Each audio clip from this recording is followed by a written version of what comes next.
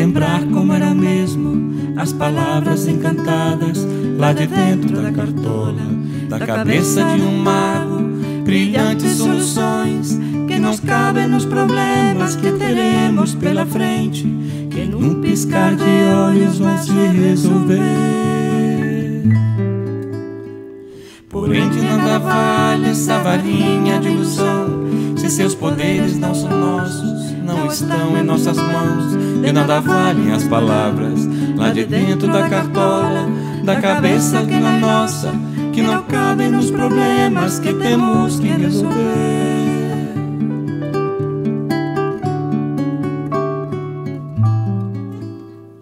É muito fácil agir com os poderes dos outros e ir pela cabeça dos outros sem refletir.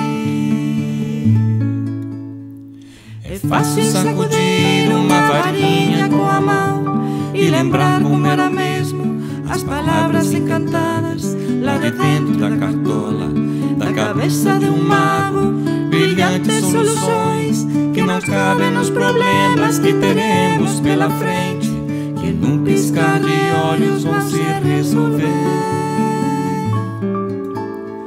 Porém de nada vale essa varinha de ilusão, se seus poderes não são nossos, não estão nas nossas mãos. De nada valem as palavras lá de dentro da cartola, da cabeça que não é nossa, que não cabem nos problemas que temos que resolver.